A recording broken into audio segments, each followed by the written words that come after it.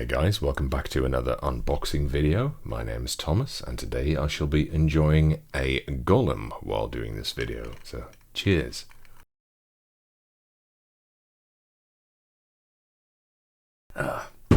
Delicious, very nice with this hot weather. So today we've got another Akko keyboard in. It's very heavy actually, this package. 3.14 kilos. According to the box, I just noticed. So let's have a look.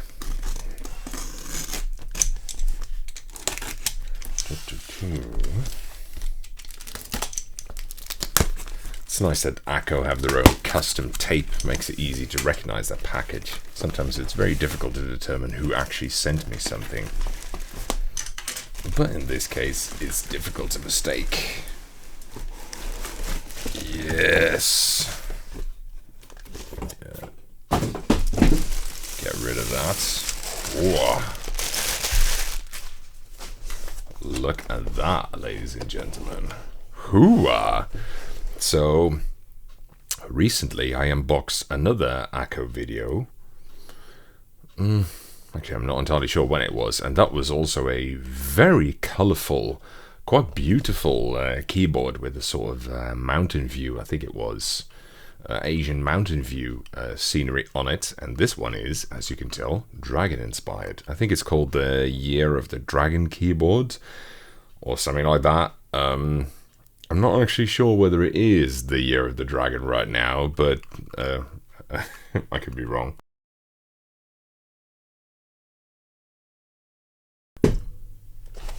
I myself am a fire rabbit, as it happens in Chinese zodiac.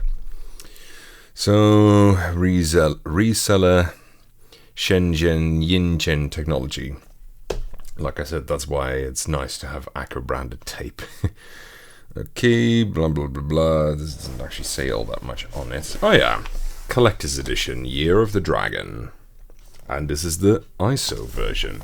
It's nice to know that some companies do actually still do ISO keyboards, which is becoming a bit of a rarity, it feels like. Of course, the best is still big ass enter, but good luck finding a modern keyboard with a big ass enter on it. Fucking hell. So, okay. Oh. So there we go, mounting plate, and oh, a key.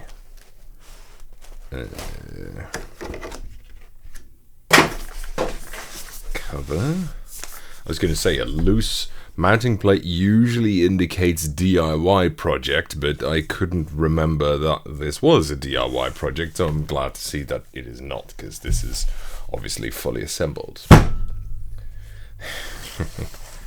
Right, a manual, QC thing, anything else in here? Yes, at the back, a parts box. Let's have a look at what's in here. A USB cable. Oh, okay. Come on. Jesus fucking Christ.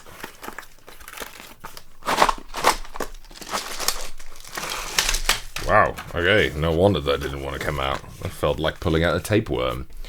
Right, so... Oh god, it's hot. Woo-hoo.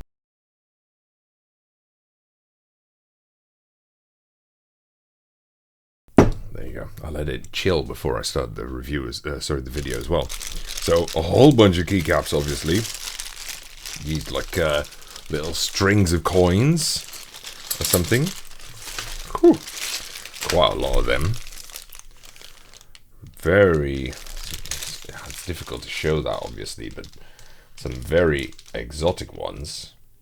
I kind of wonder what color schemes this is available in, because it looks like it's already got keycaps on it. So I don't know. Wow, very ornate. I'm just going to get rid of this, not actually get rid of this box, and then move this aside real quick just to create some more space.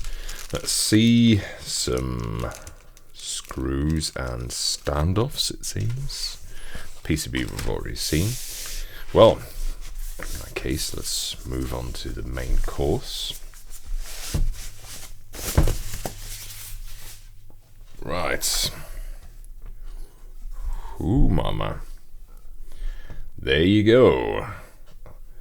The, what is it, MOD007 Year of the Dragon keyboard. Show you a bit more of a close-up. Looks very nice.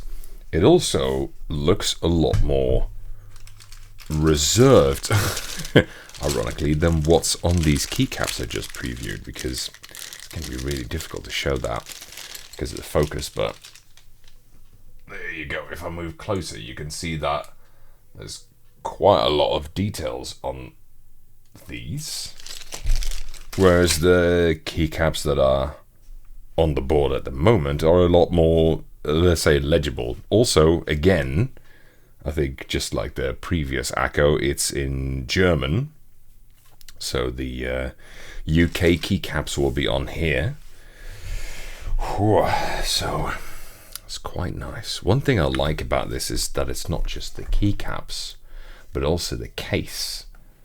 That's quite ornamented, actually. It looks almost like filigree, and there's a themed weight at the back, and it's fucking heavy for such a small keyboard. I mean, yeesh. So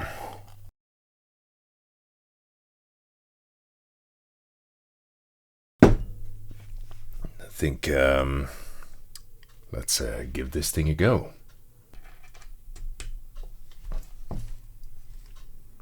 Okay. Looks like very faint backlight coming on. Maybe it's at a low setting or something. Let's try out some typing. Ooh.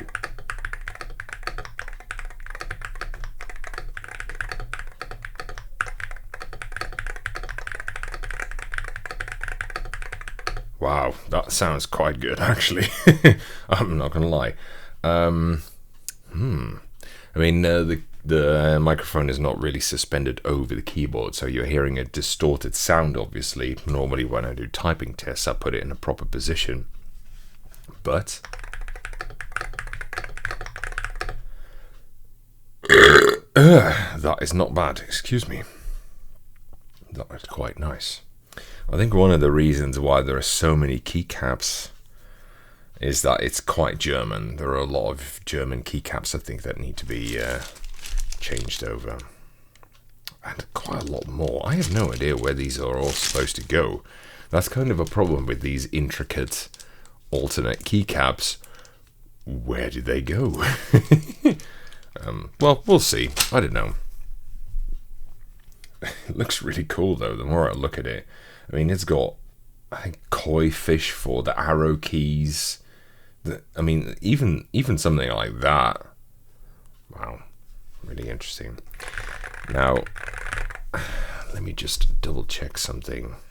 I don't want to bore you with exactly what's in the manual, but I think these particular switches are not just Hall effect switches. It doesn't say in here. I don't think these are just Hall effect switches.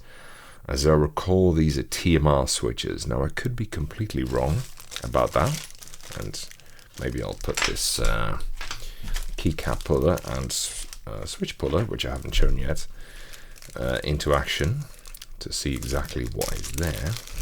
Sometimes it's easy to mix up exactly what is in what keyboard that I haven't seen yet, but which is coming my way. So, you know, bear with me a little bit.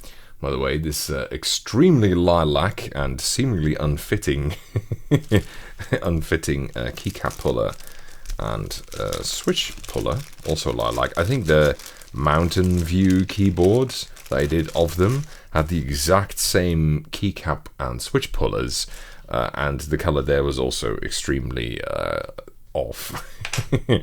But well, let's see. Oh wow, that does look a bit different from what I thought.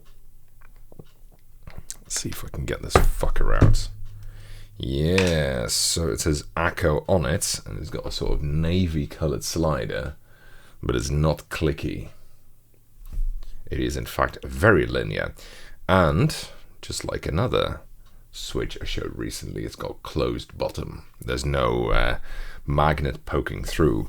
Now I really have to look up whether these were TMR switches, which is something that I haven't covered on the channel yet, actually. It's a different switch technology, also magnetic in origin. Very interesting switch technology. Yeah, and basically it's a sort of, let's say, superior alternative to Hall effect in many ways. Maybe I'll do a teardown video or something on TMR at some point. In any case, yeah, I think that'll have to be it for the moment. I love the little dragon on the volume wheel. I'm gonna show you that on a close-up real quick. It's pretty cool. Wow. Let me just show that again. It's nice, isn't it? Like I said in a previous video, you know, I'm certainly not always a fan of outlandish looking keyboards, but there are ways to do it right, and I think this is definitely one that did it right. I looked at it beforehand, by the way. It's not like, you know, I said yes without knowing what it was going to look like, but it looks better than I thought it was going to. So yeah, I really wonder about these different keycaps. I'll have to showcase them a little bit in the review video, which is going to follow down the road at some point, obviously. This is not meant as a review video, just really as a first impressions and unboxing. Not exactly sure what this mounting plate is for, maybe just as an alternate material. I can see what looks like metal down there. Maybe it doesn't even have any plate, actually. Come think of it. Does it have a mounting plate? No, it does. It's just bare metal under there. So, yeah, you know, if you want a floppier chassis, then that's why they include this, I guess. Some people like that. They think it's softer typing.